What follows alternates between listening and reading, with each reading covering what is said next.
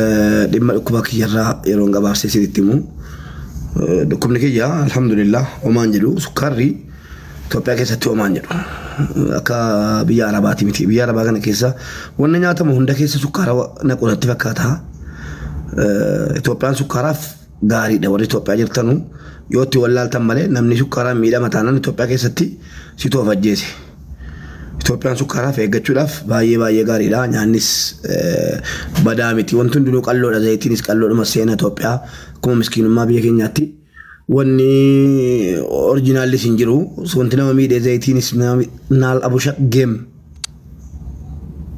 wanni nama miidhu hedduun hin jiru kanaaf Itoophiyaan biyya kuduraaf muduraadhaan badhaateedha salaaxaa fayyadamaa waan akkasii yoo fayyadamtan Itoophiyaa keessatti sukkaarri dhiibbaa danuun fiduun jedha dhimma turuukootii ilaallatee obboleewwan kiyyaa piroosesii fixadheen jira piroosesii fixadheen jira garuu xiqqoosii gara maallaqaatiin bichoosii jira miti maallaqatu naan guutiin ture akkuma isin argitanii yeroon qoosaadha yeroon dhugaadha maallaqan naan guutiin ture wallaahi gara baadiyyaa bu'ee ilaalee maal jedhee mana haadha kiyyaa sana akkan gurguradhu obbolaan kiyya naa eeyyamanii magalatoomanuu manni ati hin beekneyyuu manni kaleessa miidiyaa irratti si baree qooda keenya jedhee akkasitti geggeesse nus immoo akka obbolaa tokkotti mana haadha keenya qabnu gurguradhuuti itti guuttadhu deemiidha kan jarinaan jedhanii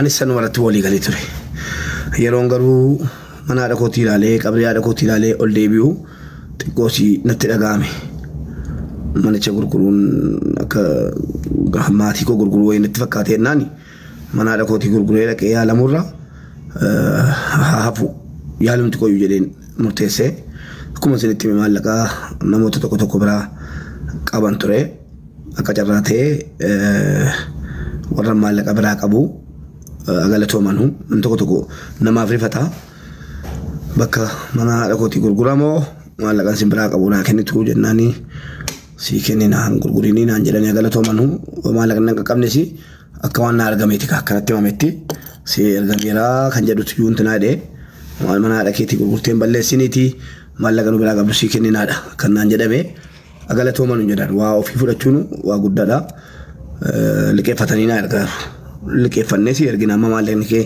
nu jalaa qabame ba'utti liqeeffannee si ergina malee mana haadha keetii hin gurgurinii kan jedhu deebiin naa deebi'e badaa wallaahi badaan gammade akka nama tola naa kennetti hin gammade obboleessa kiyya ulfaadhuu galatoomii wallaahi akka waan tola naa kennetti maaliif mana haadha kootii naan biftetta mana haadha kootii ijoolleen naannoo ni beeku gurguramuudhaaf namni barbaadamaa ture akka manni haadha kootii qirtsiin haadha kootii yaani yaadannoo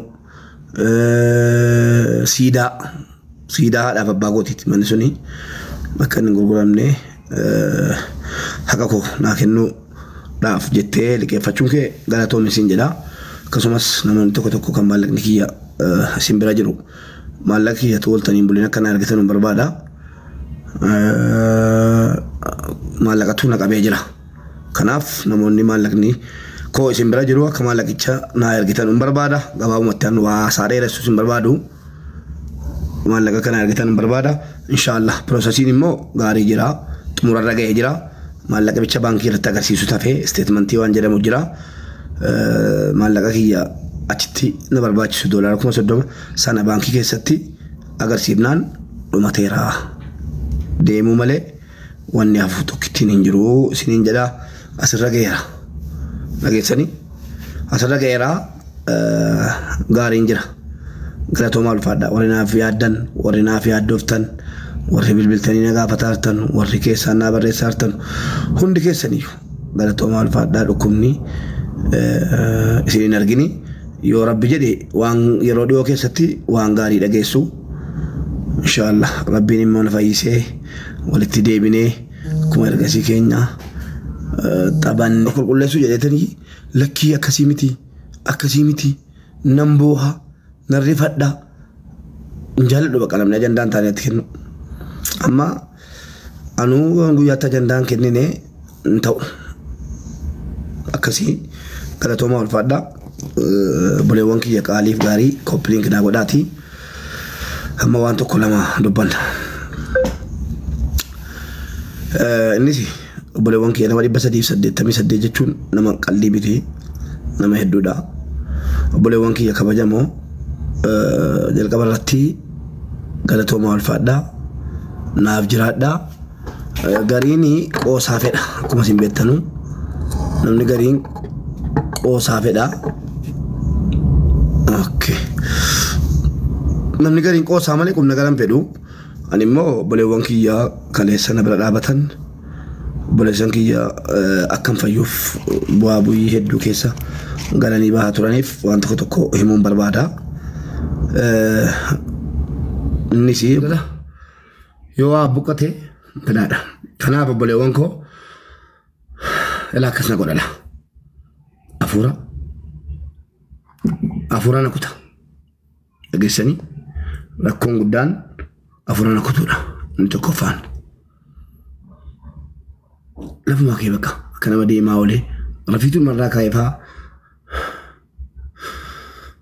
akkasila afuura koo kutee afuura na kutaa ammas dafqa narraan kutaa dadhabbii waan akkasiitii malee waan yaani na ciisee lafatti na hambisee na caccabsee na gurraacheessee naan darajaa sanarra hin keenye. Sini galee amma immoo ijjikoos badana diimatee irraa rafiitiin na qabee jira. Baay'ee rafiitiin na qabaa oolee irrabnee amma immoo rafuufanii akkasii isiniin jedha. Kanaaf galatoomaa ulfaadhaa hunda keessaniyyuu isiniin jaalladhaa.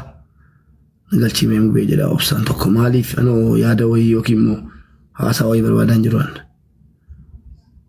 yaada wayii fuudhaan jiru akkuma itti jiruuf waan itti jiru sin barsiisuudhaaf hin balee yaada wayiis yookiin waan biraa wayiitiif miti inshaallah rabbi jedhee deemsi goos dhiyaataa jira akkuma nama sitti himee yeroo dhiyoo keessa waan kayyirii dhageessu sinii galee inshaallah fayyinee immoo walitti deebina. Dhageessanii fayyee immoo walitti deebinee akka argessii keenya xabannee kolfinee jenna. Kanaaf du'aayin keessan akkanarraa hin cinne akkasitti quba qabaadhaa. Dhageessa miti. Na gaafachuuf akka ta'e nan beeka. Hundi namaatu na gaafachuuf maal kun horii miti ilma namaati namni 627 kuni harki caalaan isaa parsantii 90 warra na jaallatu warra na kabaju warra dhufee na gaafachuu dhufe. Inni kaan immoo warra ajandaa barbaadu warra kana booddee ajandaa irraa argattee dhattee afaan bantu hin jiru. Geesse ajandaa anuma fida anuma fayyadama. Anuma fida anuma fayyadama. Naati nukubu itti nan nukubu jedha. Naati fayyeera. Injiru narra dhukkubni jiraawlee akkasii.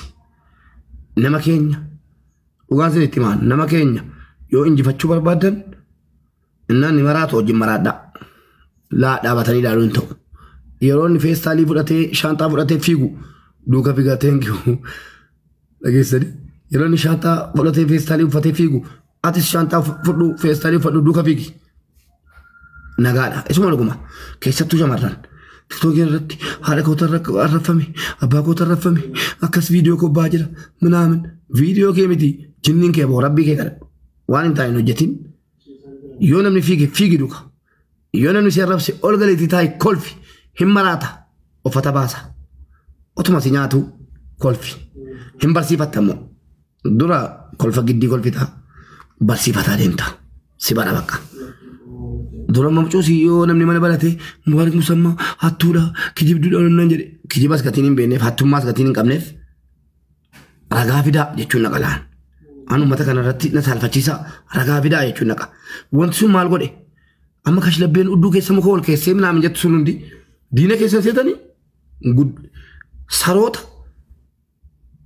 reessanii guddisa badduu an mana kootti fooloo godhaafi jedhee ijoollee koo fooloo gochisiise.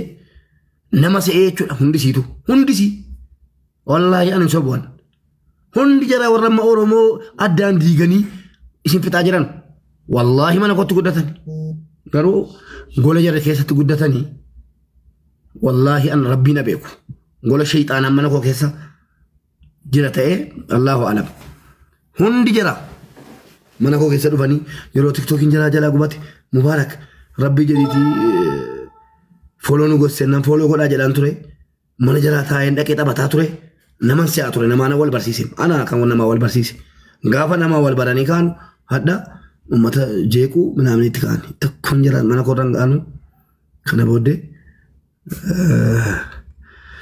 akkasiin jedha galatooma alfadhaati amma obboleessi keenya tokko jira laata biqila yoo jiraatte kottol galiiti birii 1990 keessa nasii guutee tarrafaa yoo immoo hin jiraanne boransii godha dadhabeera baay'ee.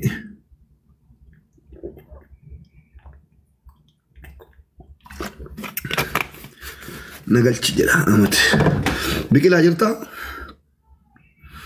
maa boona maa farraba kotta